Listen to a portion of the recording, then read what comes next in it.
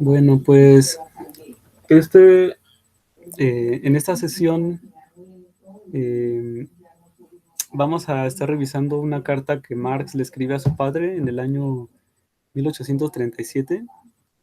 Es el año en que lleva un año en la Universidad de Berlín.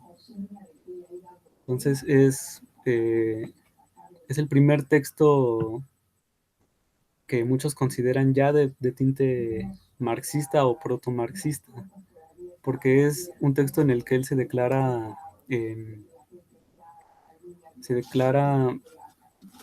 adherente a la filosofía de Hegel y se decanta por la filosofía como vocación, ¿no? En ese momento está estudiando Derecho y menciona algunas cosas a su padre sobre, digamos, se pone a cuentas sobre su vida académica y personal en Berlín. Este, bueno, a mí me gustaría que leyéramos un poco el pequeño párrafo que el traductor nos da en el libro. Voy a compartir a continuación mi pantalla. Permítanme un minuto.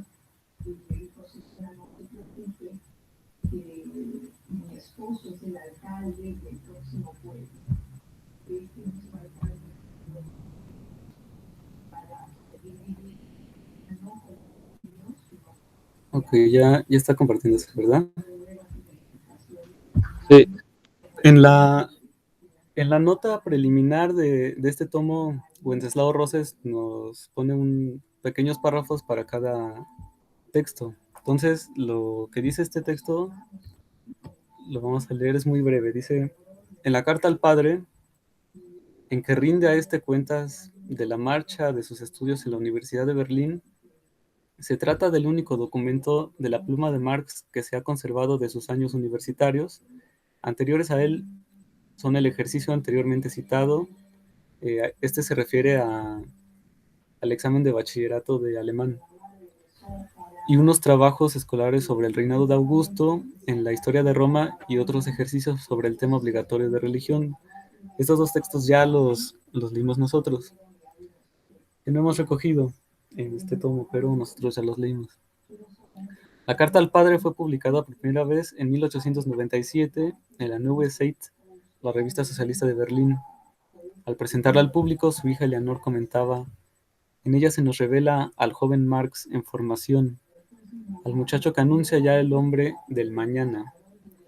En este valioso documento autobiográfico, emotivo y de una gran intimidad, se dibujan ya con vigoroso trazo los profundos problemas intelectuales y humanos con el que se debatía el Marx de la primera juventud y su interés apasionado por la poesía, por la filosofía, por la historia y por su propia obra poética juvenil. Vemos ya a Marx a través de esta carta tan reveladora orientarse hacia la filosofía de Hegel, que más tarde fecundará, transformará poniéndola de pie, como dice Engels, desentrañando de aquella la verdadera dialéctica revolucionaria.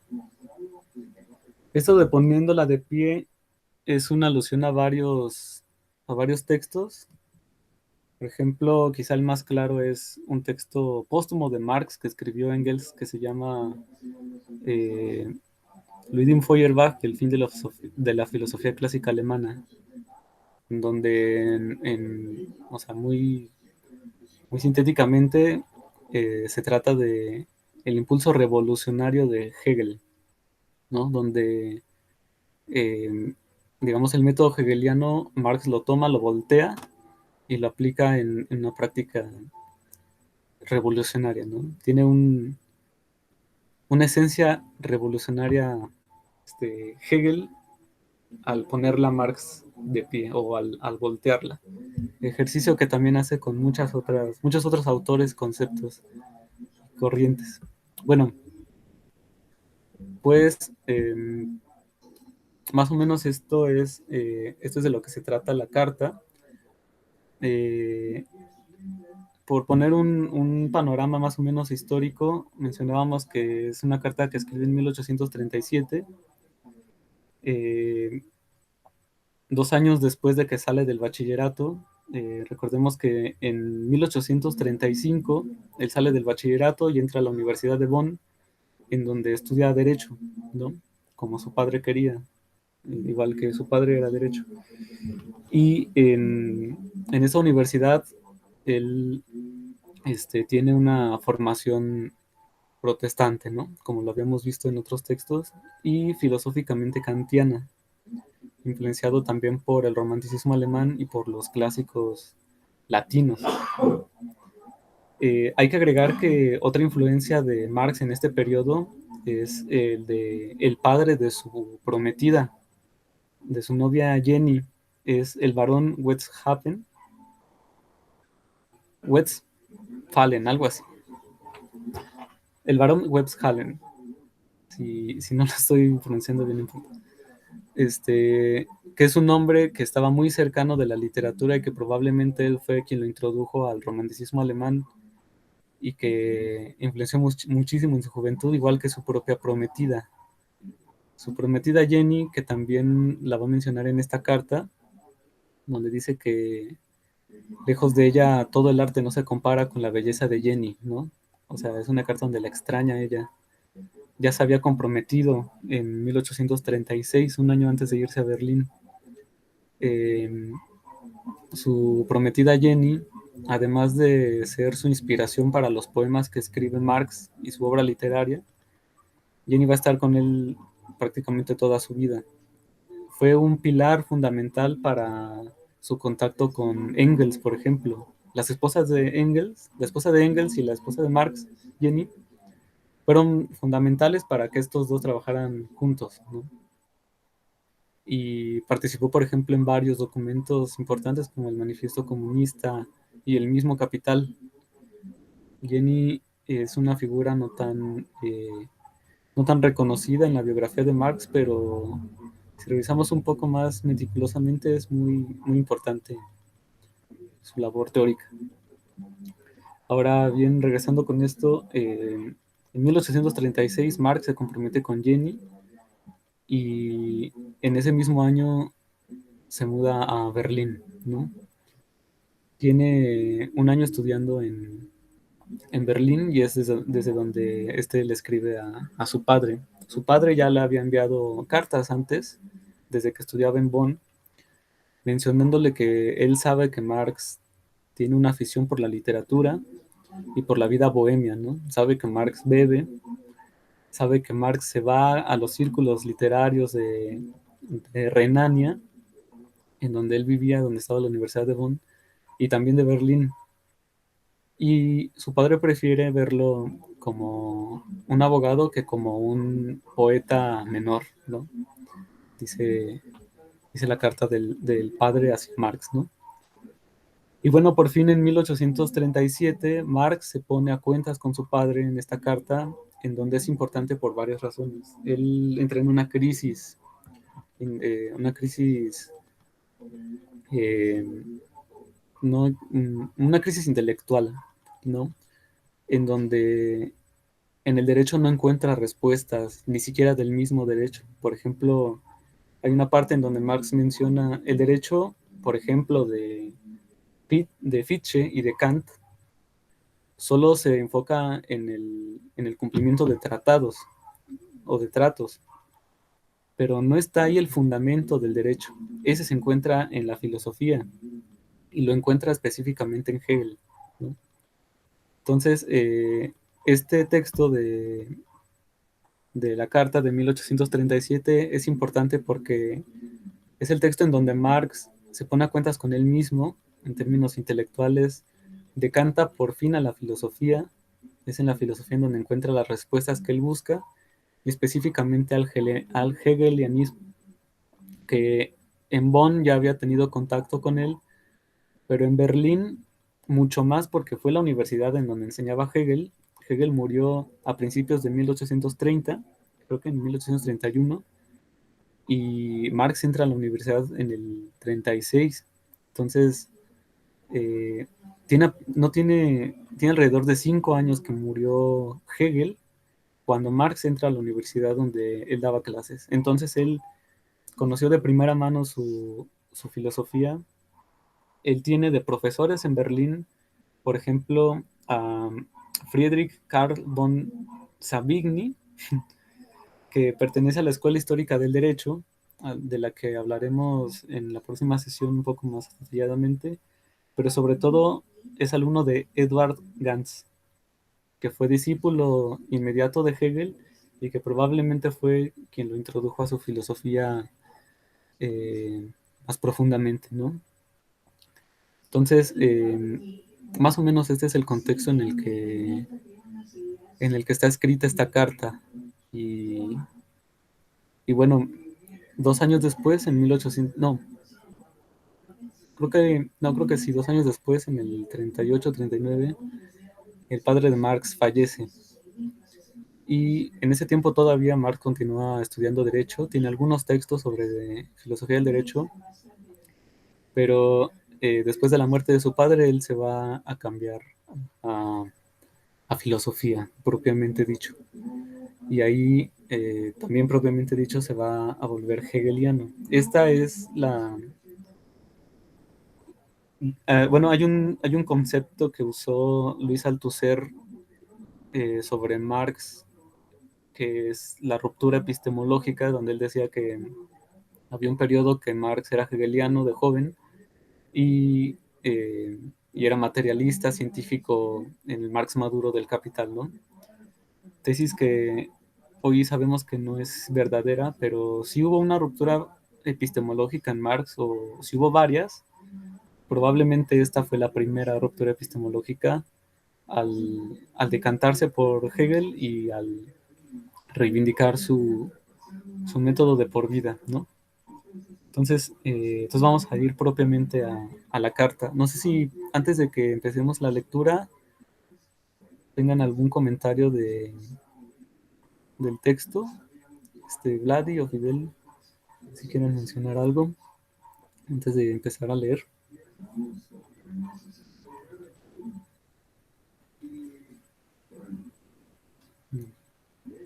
Ok, al final, bueno, bueno, yo tengo pensado leer la carta e irla comentando, igual si ustedes quieren, ok, si ustedes quieren comentar mientras vamos leyendo estaría perfecto. Permítanme un segundito en lo que regreso al texto.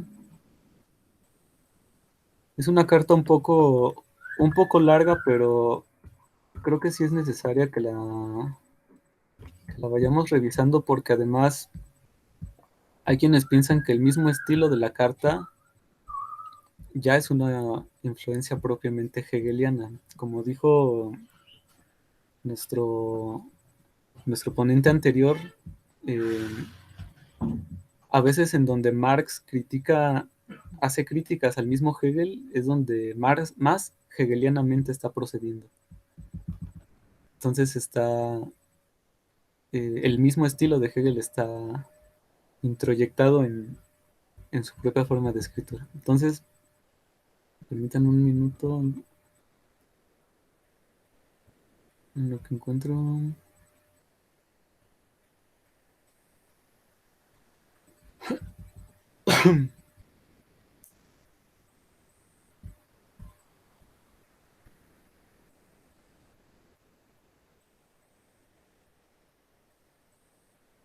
Reflexiones de un joven.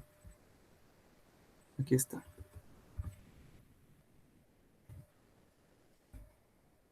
Voy a compartir la pantalla.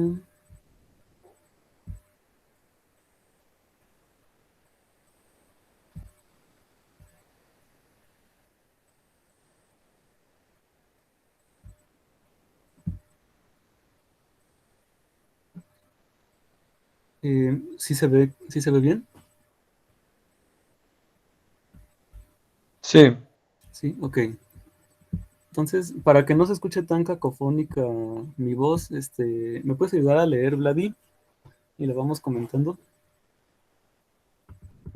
Ok. Si quieres, no, es que aquí también lo tengo a la mano. ¿No? ¿Todo? Sí, sí, por favor. Carta al padre. Berlín, 10 de noviembre de 1837. Esta, mm, La esta, tengo aquí en la pantalla. ajá, sí, sí, yo lo tengo Ok. aquí impreso. El que tú estás poniendo lo sacaste de Wenceslao, ¿no? Sí, Ah, ok. Es que el que yo imprimí es una edición del 2008 de Editorial Antropos. Pues ok. ahí, a ver si aparecen algunas diferencias, ¿no? Sí, igual podemos irla siguiendo desde... También sería bueno comentar las diferencias, ¿no? Porque a veces las ediciones suelen tener algunos cambios que, Sí, que queramos o no, a veces cambian el sentido. Pero sí, está sirve bien. que lo confrontamos, ¿no? Sí, Ahí va. Querido padre, bueno, aquí lo ponen con exclamación.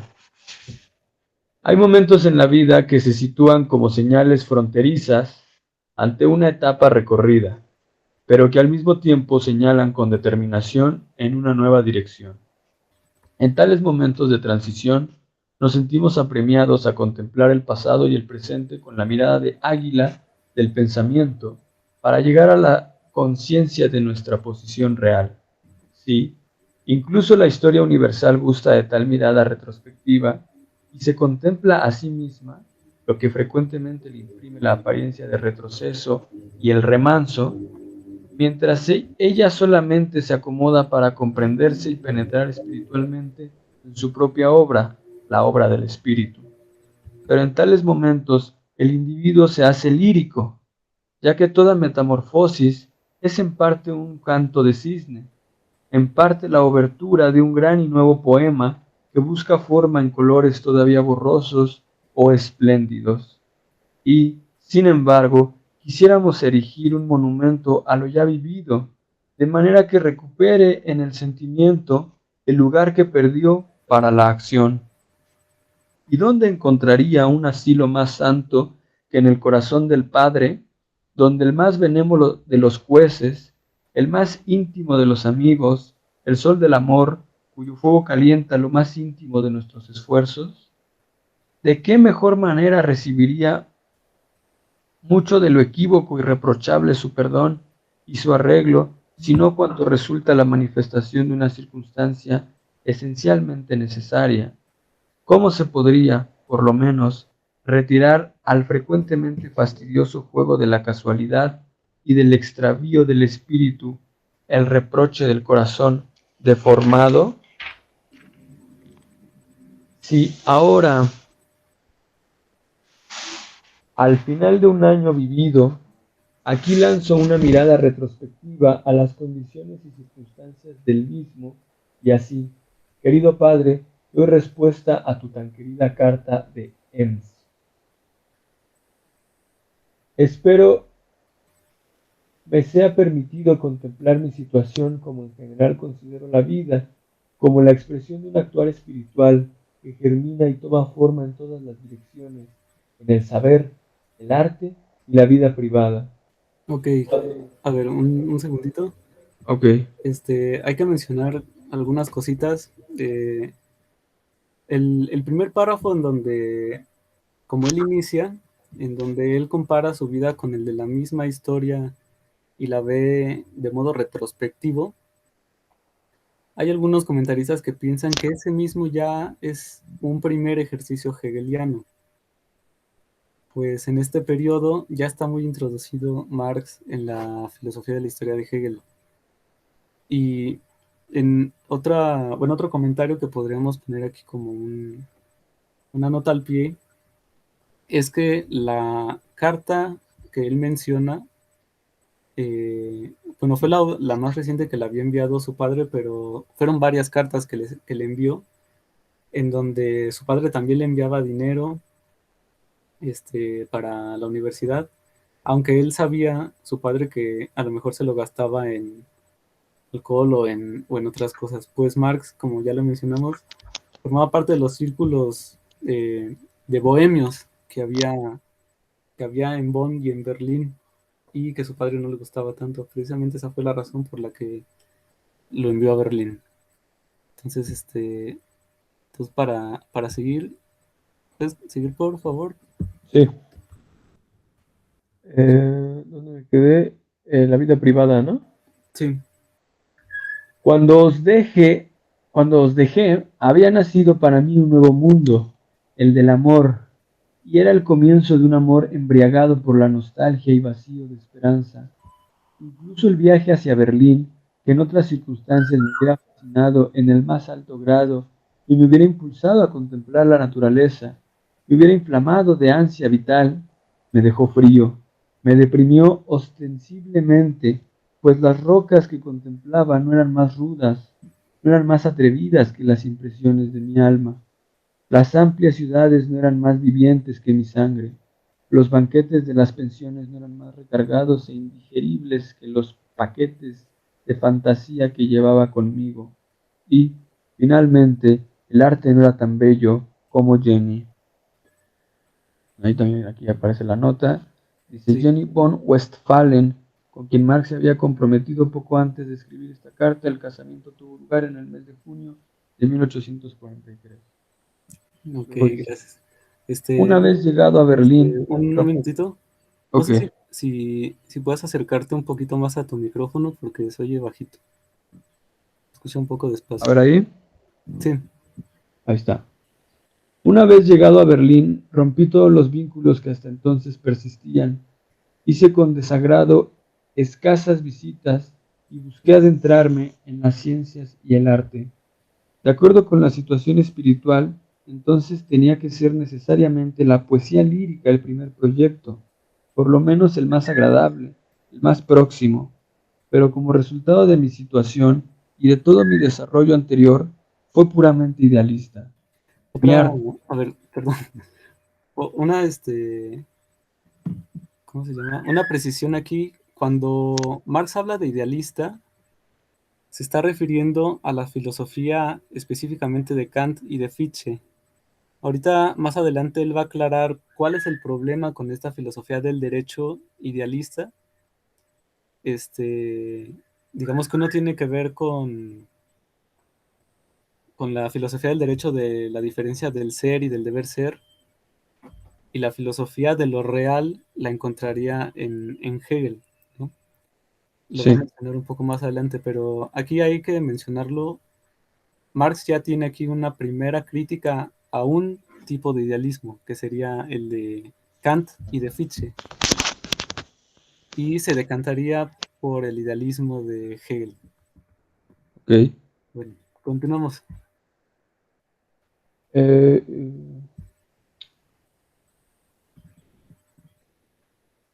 mi arte, mi cielo, se convirtió en un más allá, tan lejano como mi amor.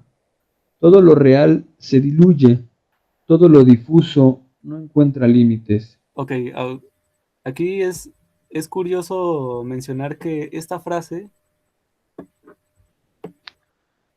tal vez un poco, bueno, no sabemos cuál es la redacción original del alemán, pero esta frase está también en el manifiesto comunista. ¿Ustedes lo recuerdan? La famosa frase de todos los sólidos se esfuma en el aire. Es muy similar a esta. Todo lo real se esfuma y los contornos borrosos no encuentran límite alguno. Este, seguimos. Ok. No lo recordaba, yo, bueno, no lo recuerdo del manifiesto. Sí. Bueno, dice, ataques al presente, sentimiento pulsado ampliamente y sin forma, nada de naturaleza, todo construido sobre la luna, el antagonismo total entre lo que es y lo que debiera ser, reflexiones retóricas en lugar de pensamientos poéticos, pero tal vez un cierto calor de la sensación y una búsqueda de aliento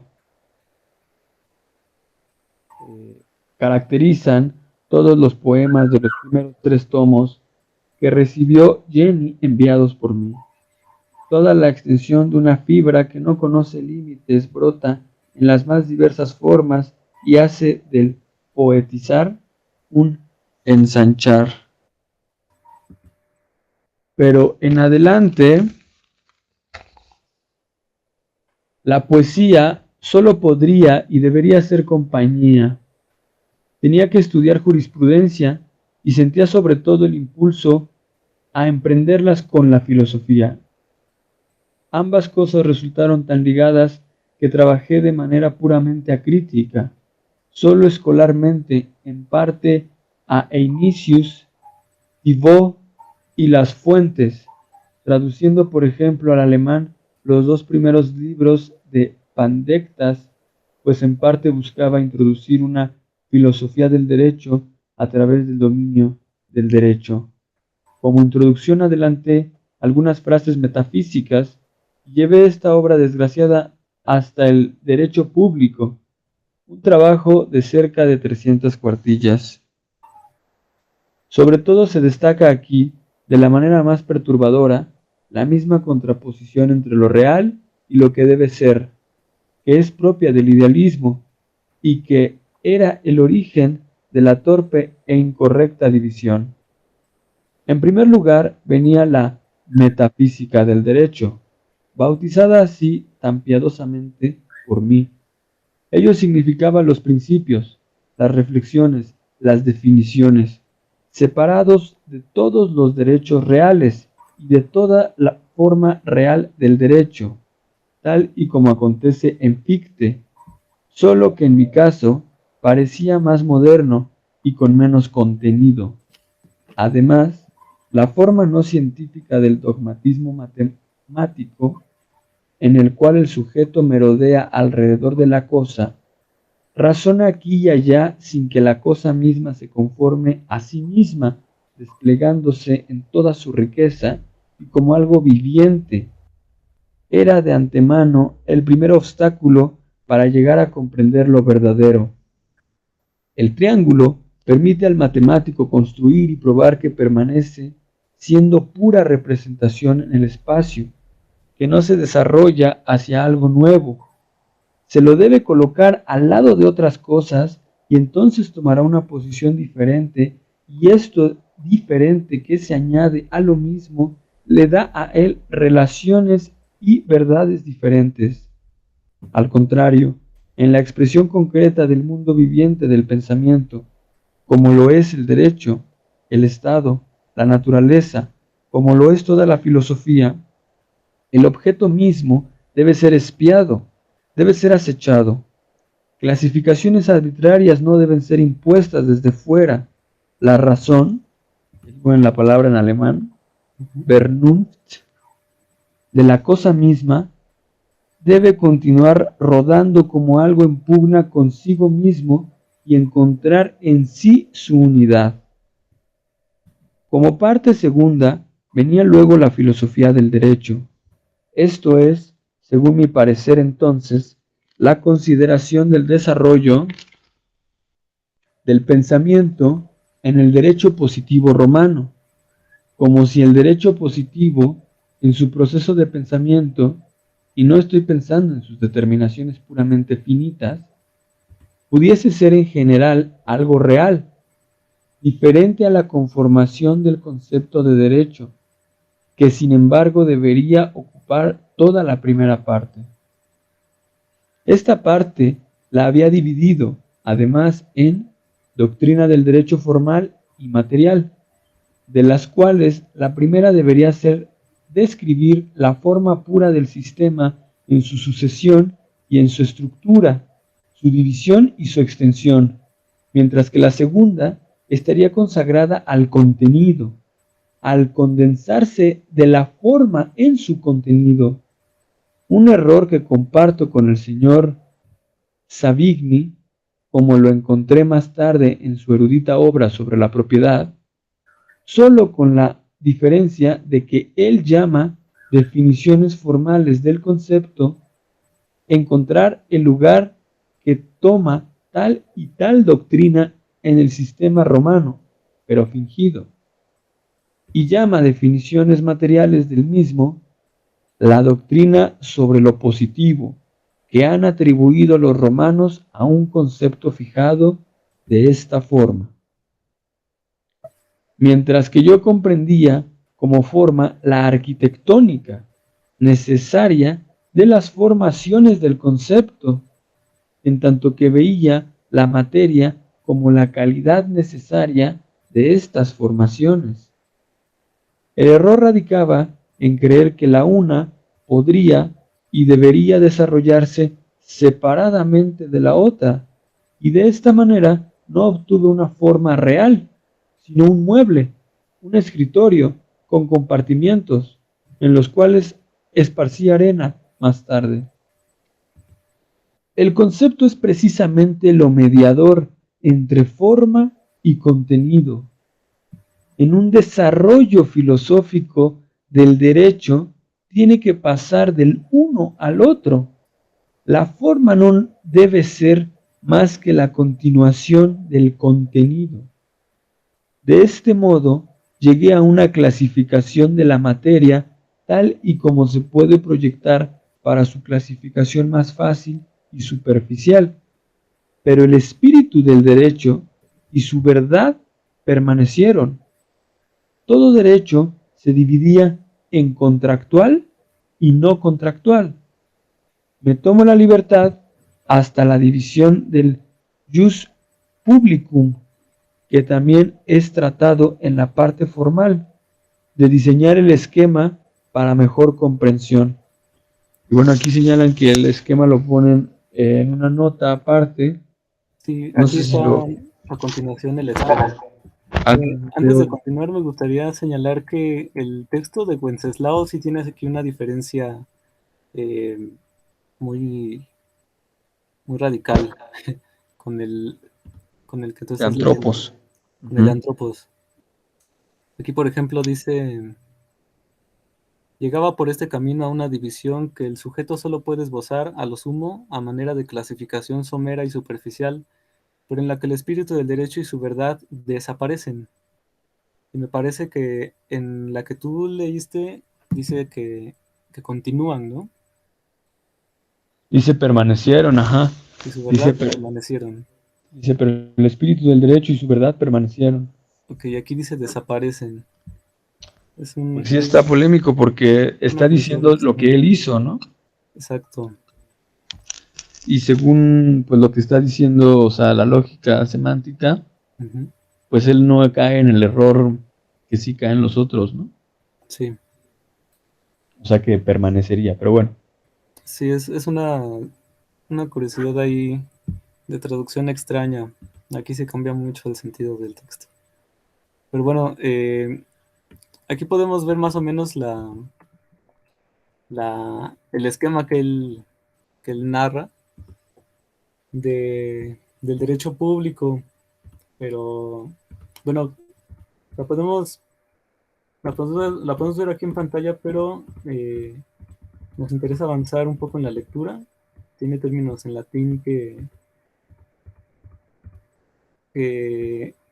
vamos a tratar un poco más a fondo en la próxima sesión, que es específicamente sobre la formación jurídica de Marx.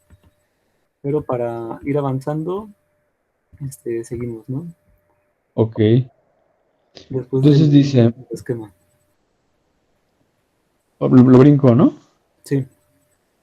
Pero, ¿por qué debo llenar las hojas con asuntos que yo mismo ya he desechado? Clasificaciones tricotómicas traspasan toda la obra. Está escrita en un estilo que no se cansa de la amplitud y se ha abusado de la manera más bárbara de las representaciones romanas para integrarlas, forzándolas en mi sistema. Por otra parte, de esta manera gané amor y perspectiva sobre la materia, por lo menos en cierto sentido. Al final del derecho privado material, me di cuenta de la falsedad del todo, que está cercano en el esquema básico al kantismo y que en la exposición se separa del todo de él. No dice kantismo, dice kantiano. Y de nuevo se me hizo claro que sin la filosofía no se podía penetrar en el asunto. Así, podía yo arrojarme con buena conciencia una vez más en sus brazos y escribí un nuevo sistema filosófico, fundamentador, y al final me vi obligado a reconocer su carácter errado y el carácter errado de mis intentos iniciales. Además, me había hecho a la costumbre de hacer extractos de todos los libros que leía, como el Laoconte de Lessing, el Erwin de Solger, la historia del arte de Winkelmann, la historia de Alemania de Luden, y al lado de esto, hacer anotaciones y reflexiones. Al mismo tiempo traduje la Germania de Tácito, los Libri Tristium de Ovidio, y comencé a estudiar en privado, esto es, con textos de gramática, inglés e italiano, en lo que poco he progresado. Leí el derecho criminal de Klein y sus anales, y lo más reciente de la literatura, pero además lo último. Al final del semestre, busqué de nuevo danza de musas y música de sátiros, y ya en el último cuaderno que os he enviado, el idealismo se pasea a través de un humor obligado. Escorpión y Félix, un drama no logrado, o un anem, hasta que finalmente se transforma y deviene pura forma de arte, en la, en la, en la mayor parte sin objetos que entusiasmen, sin un flujo de ideas de alto vuelo. Ok, creo que aquí hay varias cositas que mencionar. Bueno, esas obras que él comenta de la novela Escorpión y Félix, pues ya la tratamos en la sesión pasada un poco. El Oulanem es un texto que no existe traducido al español y que igual está fragmentado.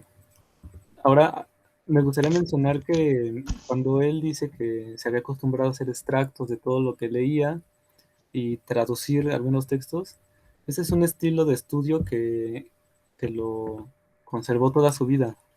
En los manuscritos bueno, que conocemos y que se trabajan en las obras completas, es fácil notar cómo Marx tiene una forma de escribir en donde en una hoja o en un manuscrito, en un pliego, escribe por un lado gigantescos, gigantescos fragmentos de los libros que está leyendo y al lado derecho los comentarios de esos fragmentos.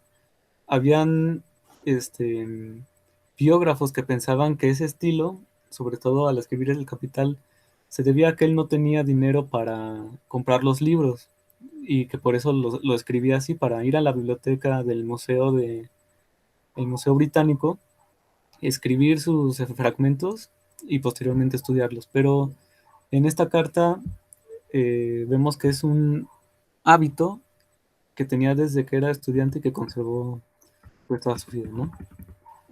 Bueno, podemos seguir.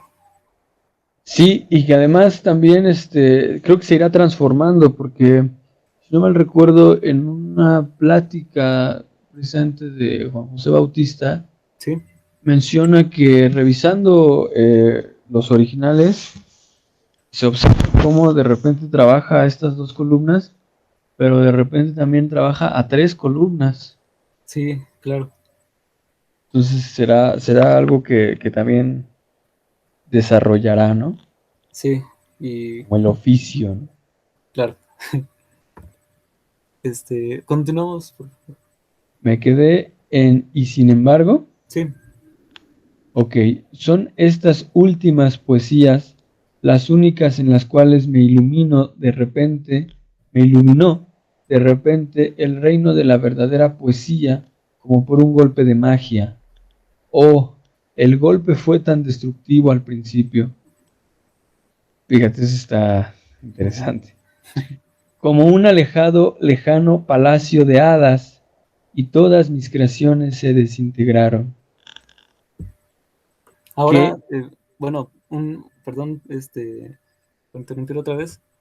Es curioso ver cómo dice que todas sus creaciones se destruyeron. Bueno, aquí dice, todas mis creaciones se vieron reducidas a nada o se desintegraron. Es decir, quiere decir que él las destruyó, ¿no? Pero por fortuna sabemos que esto no es verdad, sobre todo porque ya nosotros ya las leímos, algunas de ellas. Y en otra otra razón es porque varios de esos poemas, él sí tenía la intención de publicarlos. De hecho, tiene un libro de poesías que no se los envió a Jenny y que tiene textos, poemas sobre todo, sobre doctores, sobre poesía humorística, de hecho, hasta crítica temprana a la filosofía contemporánea, como el mismo Hegel, aún sin ser hegeliano, que tenía la intención de publicar y no se publicó. Entonces, al parecer esto era para tranquilizar un poco a su padre, decirle que todo se destruyó, se redujo a la nada, pero pues no fue verdad, ¿no? Seguir. Ok, bueno, yo le daría otra lectura, pero ya luego la platicamos. Ok, sí. Dice que en medio de ocupaciones tan diversas hubieran de pasarse muchas noches en vela, que muchos combates hubieran tenido que ser luchados, que toda esta excitación exterior e interior tuvo que ser soportada, que al final no salí muy enriquecido y además había descuidado la naturaleza, el arte, el mundo, me había separado de amigos, mi propio cuerpo parecía hacerse esta reflexión. Un médico me aconsejó el campo, y así atravesé la gran ciudad en dirección a Stralow. No sospechaba que allí me transformaría de un flaculento y paliducho mozalbete en un hombre de cuerpo robusto. Se cerró el telón. Lo que me era más sagrado cayó hecho añicos y nuevos dioses tuvieron que ser introducidos. Del idealismo que yo, dicho sea de paso, comparaba y alimentaba de ideas kantianas y fictianas, pasé a considerarlo el buscar la idea en la realidad misma. Si vivieron los dioses alguna vez por encima de la tierra, ahora se habían convertido en el centro de la misma. Había leído fragmentos de la filosofía de Hegel, cuya grotesca y pétrea melodía no me placía.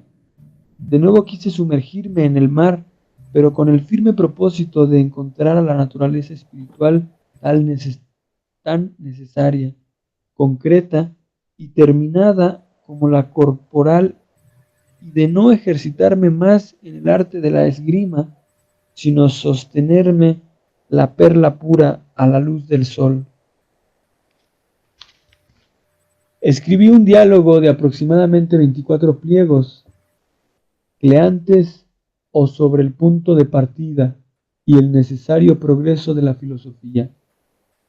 Aquí se integraban en cierta medida arte y saber que se habían separado por completo, y yo, un robusto caminante, me puse a trabajar en la obra misma, en un desarrollo filosófico dialéctico de la divinidad tal y como se manifiesta en cuanto concepto en sí, en cuanto religión, en cuanto naturaleza, en cuanto historia. Mi última frase era el comienzo del sistema hegeliano, y este trabajo, para el cual me había familiarizado relativamente con la ciencia natural, con Schelling, con la historia, este trabajo que tantos dolores de cabeza me causaba y quedaba escrito de esta manera. Bueno, aquí viene una nota a unos puntos suspensivos que dice: no se puede descifrar en el manuscrito, probablemente dos fragmentos de palabras tachados. Bueno, entonces dice, pues debería ser propiamente una nueva lógica, que ya yo mismo apenas si puedo orientarme en él de nuevo. Este, mi más querido niño, criado al cuidado de la luz lunar, me arroja como una sirena falsa en brazos del enemigo. Durante algunos días no pude pensar nada de disgusto. Corría como loco por los jardines del Spree, cuyas aguas sucias lavan las almas y aclaran el té. Hice incluso una partida de caza con mi hotelero. Corrí hacia Berlín y quería abrazar a cualquiera que estuviera por ahí. Poco después me consagré a los estudios positivos, el estudio de la propiedad de Savigny, el derecho criminal de Feuerbach, Grollmann,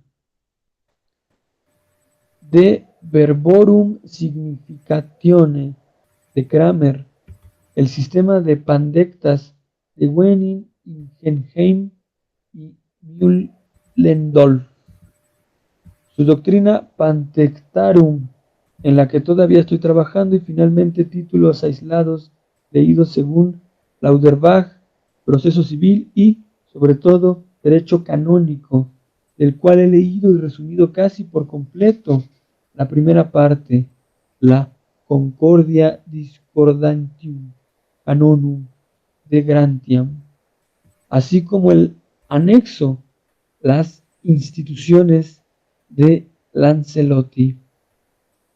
Luego traduje en parte la retórica de Aristóteles, leí el famoso Baco de Berulamio, de Augementis Scientiarum, me ocupé bastante con Reimarus, cuyo libro sobre los instintos artísticos de los animales leí con verdadero placer. Me adentré también en el derecho alemán, pero en lo principal solo en la medida en que me puse a estudiar los capitulares de los reyes francos y las cartas de los papas a ellos. De tristeza por la enfermedad de Jenny y mis presuntos ensayos espirituales en decadencia, de disgusto corrosivo al tener que hacer de una opinión odiosa un ídolo, me enfermé.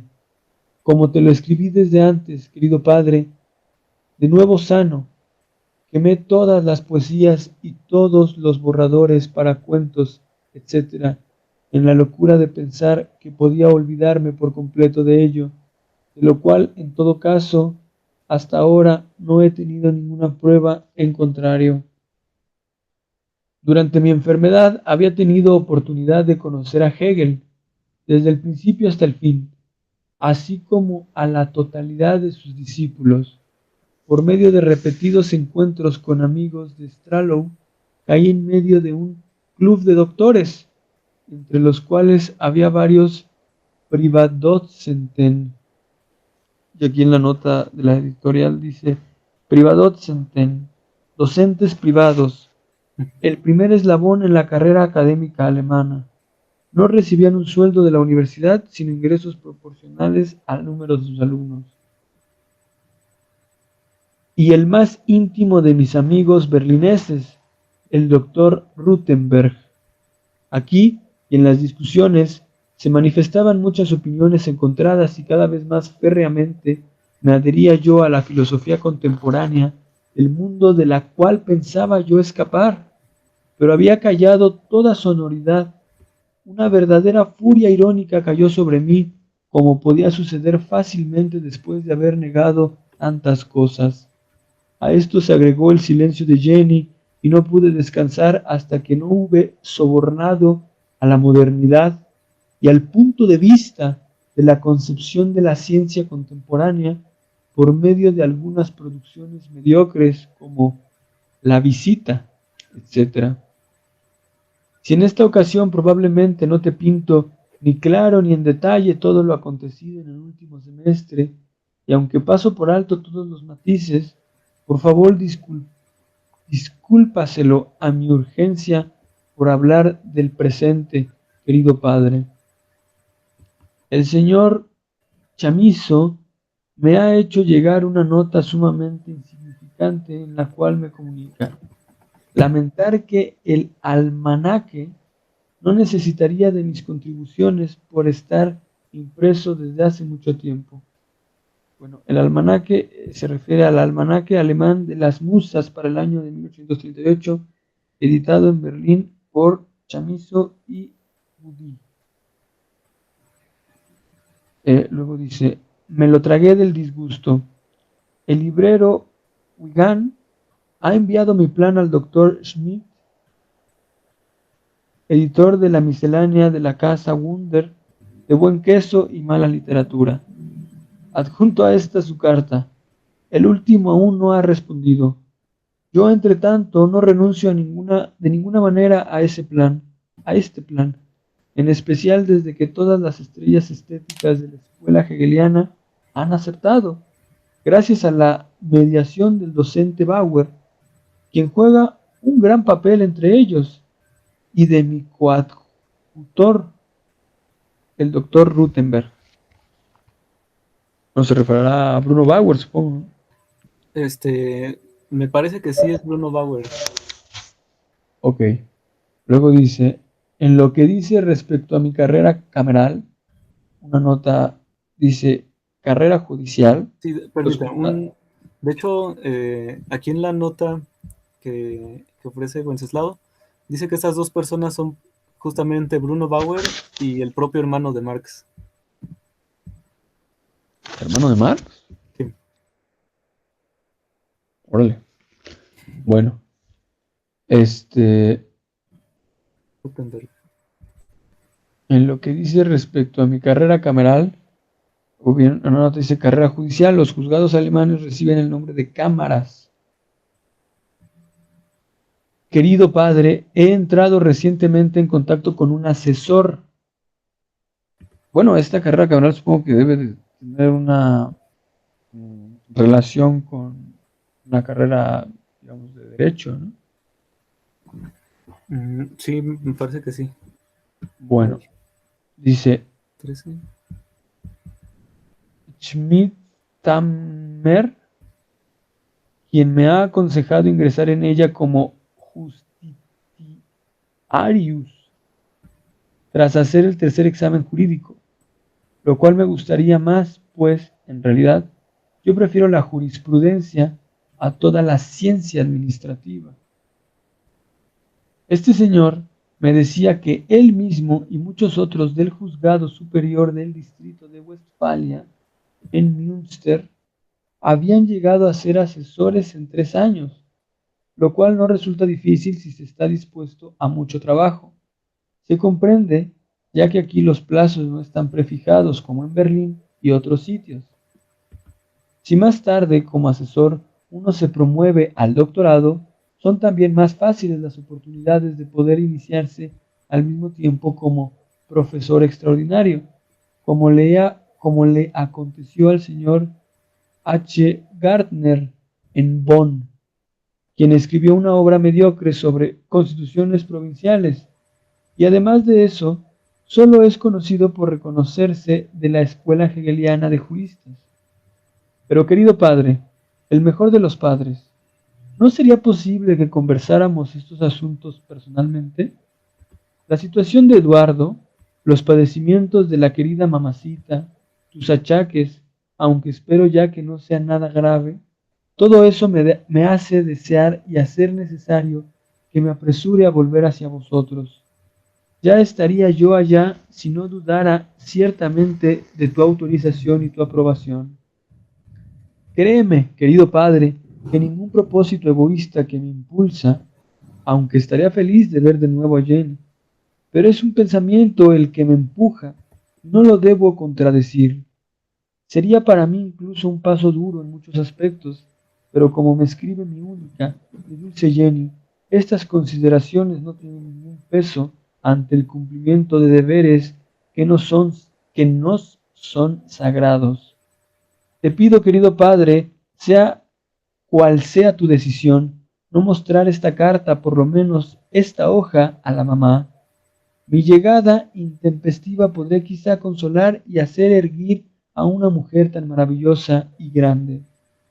La carta que escribí a mamacita fue redactada bastante tiempo antes de que me llegaran las queridas líneas de Jenny, y por ello escribí inconscientemente tal vez muchas cosas que no eran completamente acertadas o lo eran en muy poco grado.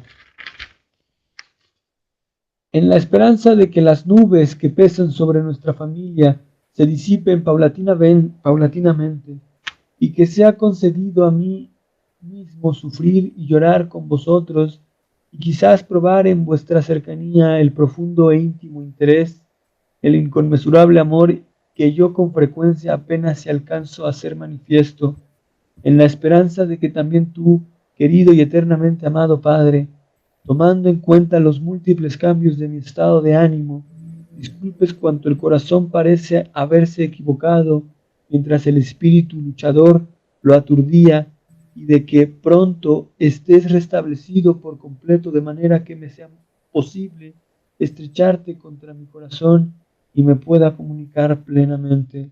Tu hijo que te ama eternamente, Carl. Post scriptum. Disculpa, querido padre, la grafía ilegible y el mal estilo. Ya son aproximadamente las 4 de la madrugada. La vela se ha consumido casi por completo y los ojos están turbios. Una verdadera intranquilidad se ha apoderado de mí.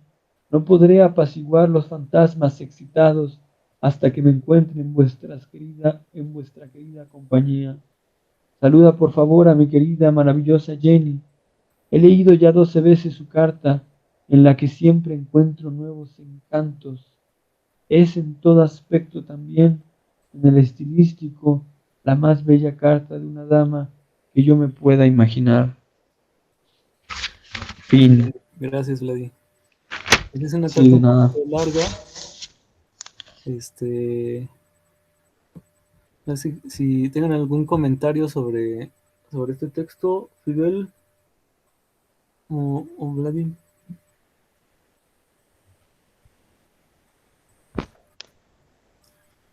Pues a mí me parece que, o sea, por su carácter, digamos, como íntimo, eh, tiene una relación, bueno, se puede ver una relación en esta ánimo, ¿no? Del joven en tanto a su preocupación que manifestaba en aquel texto sobre la elección de la profesión, ¿no? Sí, Además, la temática, pues, sería la misma, ¿no? O sea, esta, digamos, angustia de Marx de cuál debe ser esa vocación, digamos, que corresponda a la personalidad, pero también a la exigencia histórica, por así decirlo, ¿no?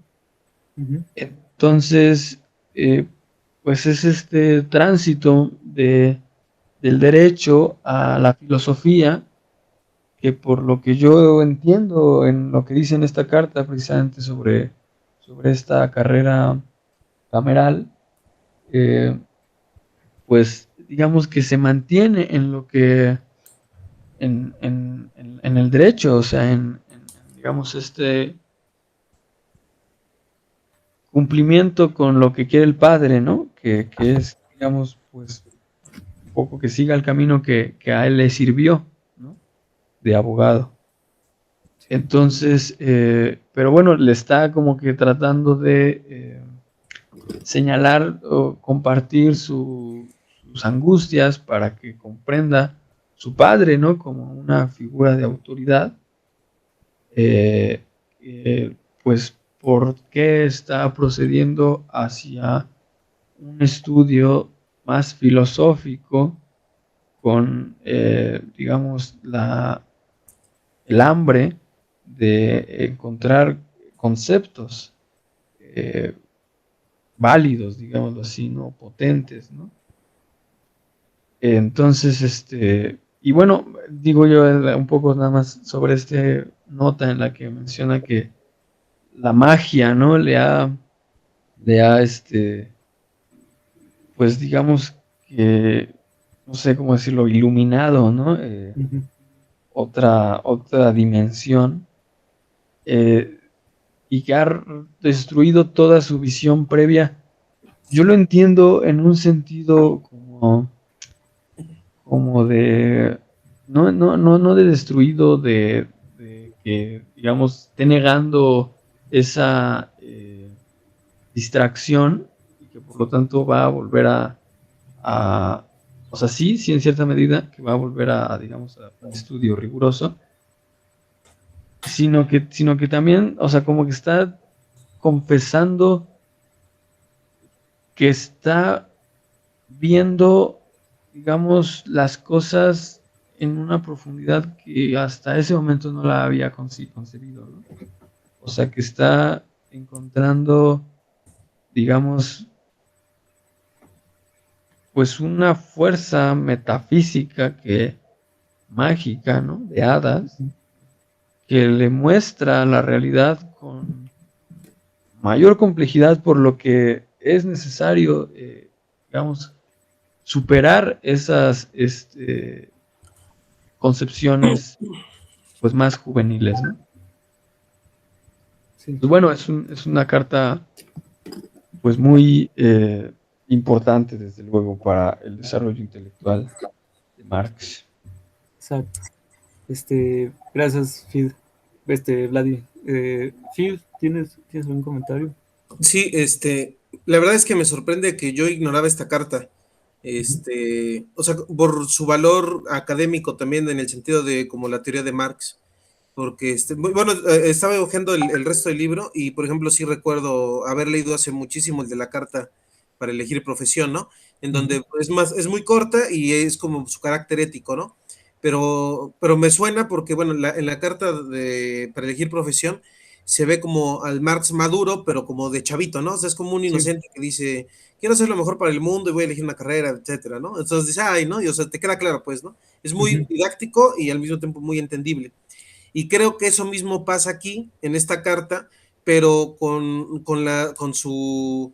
algo más sustancial que es como su conversión a la filosofía, ¿no? Bueno, o sea, literalmente está explicándole a su papá cómo llega la filosofía hasta desde la poesía, donde Sí. dice, todo me recordaba a Jenny, pero como está muy triste, entonces le escribía poesía. Y hasta tiene ahí una frase que dice algo así como en vez, o sea, con cada verso el mundo se hace más ancho, algo así, Ujú. ¿no? O sea, tiene como un manejo conceptual de lo que está haciendo y o sea, desde ahí dice, bueno, y luego con la poesía tuve que meterme al derecho otra vez porque eso vine y con tal cosa salté hasta explica cómo se peleaba con los hegelianos que lo invitaban a los bares y así, ¿no? Sí. Pero lo explica desde un punto de vista como yo diría conceptual, porque como tal no es teórico, pero a final de cuentas utiliza todos los conceptos teóricos para explicarle a su papá. Por eso digo que se parece mucho a la del los jóvenes que viene atrás cita la carta, pues, ¿no? O sea, porque vienen pegadas, porque es como del mismo estilo.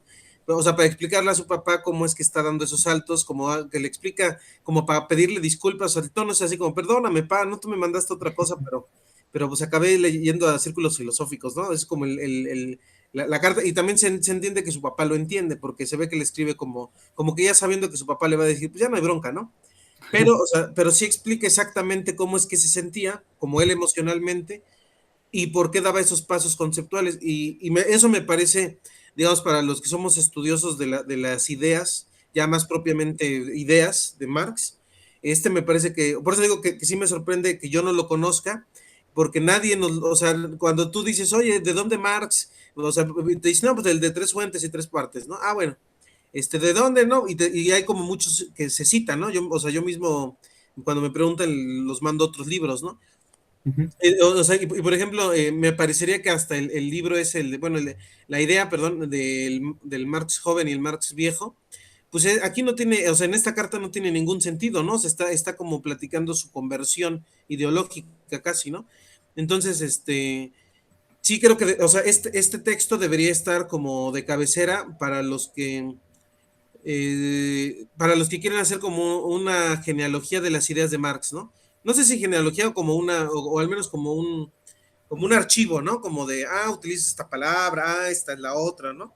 Entonces, para como su biografía, o sea, esta parte es importante porque, por ejemplo, siempre hacemos alusión a cómo se peleó con Otto Bauer, con los idealistas de izquierda, en el periódico, y, o sea, por eso digo, me sorprende, porque como siempre llegamos hasta ese punto, pero no hemos leído esta carta como de cabecera, ¿no? O sea, sí está en el texto y yo creo que mucha gente la conoce afortunadamente, pero, o sea, digo, no, eso no se resuelve con que yo la lea, ¿no? O sea, no se trata de eso, sino más bien como que todos deberíamos decir, esta carta debe estar de cabecera para entender la concepción ideológica de Marx, ¿no? Así como, casi como leer la ideología alemana, ¿no? En donde Ujú. es más explícito en sus conceptos, ¿no?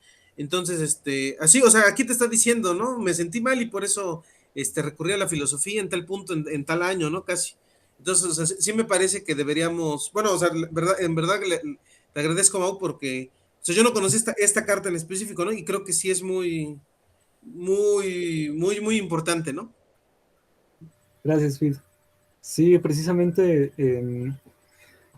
como también considero yo que, o sea, es de cabecera porque te pone al tanto, te pone al tanto Marx, digamos, de dos puntos fundamentales de su historia intelectual o de su biografía intelectual, si lo quieres ver así. Porque precisamente como tú dices, cuando se recurren a las fuentes de Marx, pues se recurre a este texto de Lenin, ¿no? Tres partes y tres fuentes fundamentales del marxismo. Como ya lo mencionamos también en otra sesión, pues él dice que las tres fuentes son eh, la filosofía alemana, la economía inglesa y el socialismo francés, ¿no? Pero nos hemos dado cuenta hasta ahorita que es mucho más que eso, ¿no? Muchísimo más que eso. O sea, tiene de influencia para empezar eh, la religión, bueno, el judaísmo, el, el protestantismo a través de sus profesores de bachillerato, a través de su suegro, vaya, su suegro, el barón Westphalen, la enseñanza del romanticismo alemán. Aquí mismo está mencionando, por ejemplo, a Fichte, en la filosofía del derecho de Fichte, pero él viene también de esa corriente del romanticismo alemán, ¿no? Junto a Goethe, Schiller, Schelling, etcétera, ¿no? Y, y queramos o no, pues esas también son influencias muy importantes en su formación, primeramente académica y posteriormente política, cuando hablamos de la crítica a la modernidad, ¿no? Y bien, los textos más conocidos de Marx, pues obviamente, evidentemente no son estos, cuando se habla de su juventud. Hay quienes piensan que este texto, como lo mencioné al principio, es el primer texto protomarxista, ¿no? Porque es cuando Marx se vuelve hegeliano y empieza a mencionar a esos que después va a criticar como Bruno Bauer, ¿no? En ese momento es su tutor, ¿no? Va a pelear una plaza como su adjunto para la clase de teología que no la gana, pero tiene eso en mente, ¿no? Y posteriormente, Bauer, siendo una de sus principales influencias, después lo va a criticar en un texto que se llama La Sagrada Familia, ¿no? O la crítica de la crítica crítica, ¿no? Ya es un texto propiamente eh, revolucionario, ¿no? Y pues sí, es una carta muy, como dice Fidel, debe ser de cabecera, muy importante por esas razones. No sé si tenga algún otro comentario respecto de este texto. Vladi, Fit. No, pues hay que seguir. Sí, Fit, ¿tienes algún otro comentario? Ay, sí, sí, perdón. ¿Sí? Yo, te iba a preguntar a ti, Mau, como, es la pregunta que te quería hace rato, como, ¿en dónde categorizarías este tipo de textos? ¿Como en íntimos, como en académicos, o cómo les pondrías? ¿Económicos, No, filosóficos? no, pues no sé, o sea, al final de cuentas, para mí, para mi juicio, para mi criterio, muy personal, ahora sí que sin hacer ningún intento de interpretación, para mí todos los textos de Marx son literarios. ¿A qué me refiero? Desde las cartas, desde, desde sus ensayos de bachillerato, desde las discusiones que tiene con otros teóricos, los apuntes que hace de sus lecturas, las cartas de vejez eh, y todas las cartas que tiene a lo largo de su vida, tienen muchos estilos, o sea, tienen referencias literarias, así como aquí pone al tanto al padre, a su padre de lo que está haciendo en la universidad, pues conocemos que mientras escribe El Capital, le escribe a muchísimas personas con las que las pone al tanto y con las que hace análisis y debates teóricos que posteriormente van a estar en el texto, ¿no? El texto mismo tiene referencias a ellos, a la literatura, a la poesía, a la teología. Entonces, para mí, bueno, de hecho, para mí todo texto es literario, pero pues sí es un texto íntimo. De hecho, no sé si él quisiera que se estuviera publicando. Bueno, creo que no lo quería, ¿no? Cuando le preguntan de sus obras completas, creo que un periodista le pregunta si está preparado para publicar sus obras completas. Y él le dice, bueno, yo primero tendría que escribirlas, ¿no? Porque muchas veces está renegando de sus textos tempranos y él mismo está corrigiendo una y otra vez lo que ya tenía publicado, ¿no? Entonces, pues no sé si yo lo categorizaría ahí, pues sería un texto literario igual que toda su obra, pues sí de un tinte más íntimo. Pero ¿qué entiendes por literario? Bueno, para mí un texto literario es todo aquel que tiene en sí mismo una idea general de cualquier cosa, ¿no? O sea, normalmente se dice texto literario a la literatura propiamente dicha como poesía, eh, novela, soneto, lo que sea, pero esos textos al mismo tiempo tienen ideas impresas de sus autores, ¿no? Aunque estén estetizadas, son ideas que ponen sus autores en la mesa. Igual lo puede ser un texto de economía, ¿no? O de filosofía, para mí. Entonces, pues no sé, así yo veo la obra de Marx y de todos los autores. Pero, pues no sé qué más podríamos decir de esta obra, de esta carta. A ti, Vlad, ¿cómo lo categorizarías? Disculpa si la pregunta es como un poco preparada. Es más como una curiosidad, ahorita que me nació.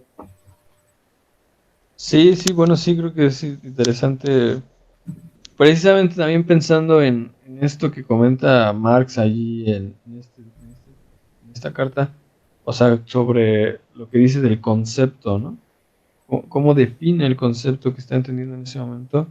Que debe de servir, pues como en una especie de relación dialéctica para explicar el hecho, pero al mismo tiempo la forma, pero al mismo tiempo su esencia, ¿no? O su contenido. Entonces, pues yo, o sea, ahorita que decía Mauricio de que hay quien señala este texto que ya es como un proto-marxismo, pues para mí todas las lecturas, o sea, que veo de Marx, o sea, si tenga 5 años, bueno, no tenemos esas, pero todas las que hemos visto, pues son Marx, o sea, no, evidentemente no es una cosa, estática, ¿no? Pero sí en todos puedes ver una inquietud continua, creo yo, ¿no? Entonces, en este caso, pues yo lo pondría más como, o sea, sí lo catalogaría como filosófico, pero también político. Bueno, para mí más que todos los textos fueran literarios, para mí, bueno, sí literarios, pero para mí todos son políticos, ¿no? O sea, cómo se ve esta angustia de Marx, que además tiene una razón de ser, ¿cómo decirlo? Material, o sea, como está explicándole a su papá por qué está haciendo lo que está haciendo, sus desvaríos, pero al final de cuentas, pues también porque tiene que en algún momento vivir, ¿no? O sobrevivir a este mundo. O sea, ya no va a estar su papá, ya no van a estar esos taleros que le está mandando su papá, ¿no? Y entonces, ¿cómo se va a, digamos, ganar esa vida, ¿no? O sea, esa existencia. Y es en esa angustia en la que también se suscribe la motivación de su pensamiento, ¿no? O sea, yo diría que es filosófico político. Ujú. ¿Y tú, Fidel, cómo lo catalogarías? No sé, ¿Cómo es en eso? no sé, ahorita que dijiste como literario, yo creo que podría ser, pero no sé si en la como acepción básica de literario. No sé, no sé. Pero sí coincido en Vlad en que todos como que parecen hechos con la misma tijera. O Sí. sea, sí se ve el mismo. O sea, yo que pues más o menos he leído El Capital lo más a fondo posible, como soy economista, Ujú. se ve como esa misma onda explicativa en todos. Cuando te Sí. explica el pinche capital, por eso es que en cada concepto se tarda 3 capítulos. Primero es el histórico, luego el conceptual y en el tercero pone ejemplos, a veces los varía, pero en esencia es lo mismo. Y te Sí, dice, el capital se desdobla, bla, bla, en tal tiempo, entonces después, o sea, es así como que agarra los mismos tiempos, como para explicarle a su papá por qué se va de briago. Así, ¿no? Entonces agarras el capital y lo pones, ¿no? Entonces, o sea, sí se siente como el mismo ritmo, ¿no? ujú, Como el mismo, la misma paciencia para escribir. Entonces, o sea, en eso sí coincido con Vlad, nada más que como no sé, a lo mejor podría ser literario en el sentido que sí dices, Mau, así como lo dijiste, yo también como que lo entiendo así. sí, sí, también Porque me coincido. parece que íntimos no son, porque tampoco habla, por ejemplo, de sus emociones, o sea, tampoco es como Ujú. tan íntimo. O sea, ya explicándole a su papá por qué se vuelve hegeliano de izquierda, eso no es tan íntimo, bueno, no es tan... ¿no? Sí, bueno, de hecho, a mí me llama mucho la atención que son importantes las cartas de Marx, precisamente porque a pesar de que una carta pues, suele ser íntima, en ellas tiene, digamos, está expresado por lo que se está ocupando, por lo que le quita el sueño, Ujú, como Lenin, ¿no? O sea, Lenin en las cartas que tiene Lenin a sus compañeros antes del 17, no les cuenta otra cosa más que lo que él está estudiando. Parece que no tiene vida Lenin, que no hace otra cosa más que eso. Y igual pasa lo mismo con Marx, ¿no? Aunque tenemos a la mano una gran biografía que se acaba de publicar en Editorial Acal y de ujú, la que yo me estoy apoyando un poco, este, de Michael Henry, este, pues ahí está todo lo que hizo en ese periodo, pero en esencia se ocupa de eso, se ocupa de arreglar sus propias ideas. O sea, creo que para eso para él es lo íntimo, ¿no? Entonces puede ser todo. Creo que esa carta y su obra en general puede ser todo eso. Puede ser texto íntimo que, en donde se ocupa pues de su obra teórica, ¿no? De su pensamiento en general. Y justamente cuando digo que hay autores que piensan que esta carta es proto-marxista, pues lo dicen porque hay textos de Marx que no, o que piensan que no son marxistas, ¿no? Como los que ya hemos leído, o los textos literarios, o sea, sus poemas, su novela, sus obras de teatro. Pareciera que no tenía nada de marxista en el término del marxismo como un sistema cerrado, con su método, con su fundamento, sus fuentes, etcétera, este, sino más bien del pensamiento de Marx como autor, ¿no? Y toda la complejidad que eso tiene. De hecho, por eso justamente a mí, eh, al leer directamente a Marx o estos textos, por ejemplo, que no son tan conocidos en los círculos de formación marxista, prefiero llamarles el pensamiento de Marx que, que marxismo, ¿no? Porque es otra cosa el marxismo. Pero bueno, yo así lo veo. ujú. ¿Pues tengan algún último comentario igual para ir aterrizando y ir concluyendo la sesión de hoy? Pues quizás solamente por último, Sí. a mí me llama mucho la atención, precisamente en esto que dices de que no es pues que Marx no es, bueno, yo coincido con eso, ¿no? Y además él mismo lo dice, si no me equivoco, Ujú, en una de esas cartas a Vera Sassourich, una de esas en ese debate, de que le dice Vera, oye, aquí hay unos güeyes que dicen que son marxistas. Entonces Marx dice, pues si esos son marxistas, pues yo no soy marxista, ¿no? sí. Ujú, Ujú, Entonces, además, o sea, justamente de que no es algo así cerrado o inclusive cientificista o digamos, no sé, como en una lógica de un racionalismo moderno ya decimonónico, ¿no? Que además justamente es el momento en el que se fundan, digamos, las ciencias sociales, ¿no? ujú, Entonces, o sea, yo creo que justamente el pensamiento de Marx es más profundo precisamente por su inspiración, además, como impronta, ¿no? Que le significa lo espiritual. Y justo aquí en este momento, ¿no? O sea, lo que más lo conmueve es esa parte mágica que le llaman, ¿no?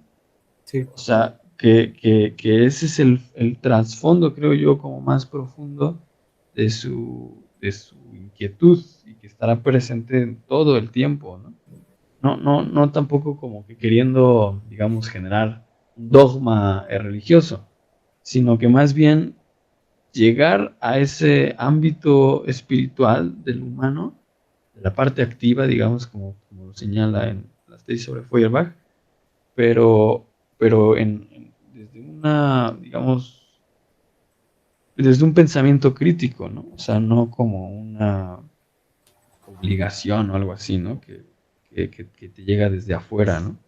Sí.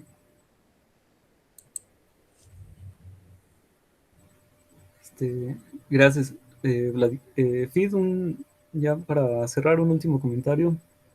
No, está bien. Sí, ok. Bueno, pues con esto concluimos la carta al padre de Marx de 1837. Los textos posteriores que se conocen de esta carta ya son cuando él se declina hacia la filosofía y pues se titula, ¿no? Hace su doctorado en otra universidad que no es la de Berlín, sino la de Jena, me parece. Entonces, vamos a analizar, bueno, a leer, comentar un poco en las próximas sesiones algunos apuntes que Marx hace sobre el derecho, porque eh, hay quienes piensan, y yo lo suscribo, que se ha, no sé, infravalorado la formación jurídica de Marx, ¿no?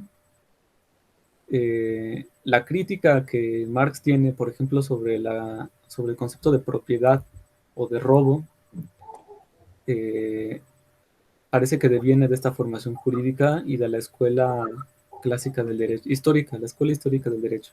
Entonces, la próxima sesión vamos a dedicarla hacia la formación jurídica de Marx y posteriormente vamos a continuar con el libro el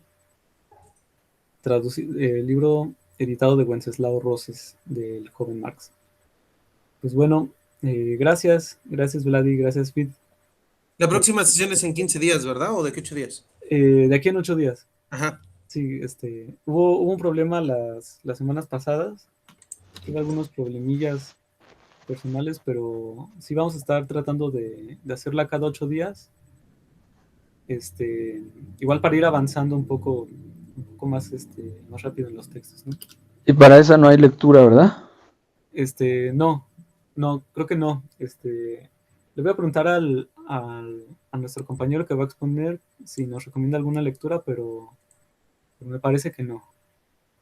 No, Ok. solo va a ser una exposición así, más general. Pues bueno, gracias, amigos. Órale, hasta Nos luego, gracias, escuchamos ¿eh? el próximo Sale sábado. bien, buenas noches. Hasta luego, buenas noches. Descansen. Bye. Adiós.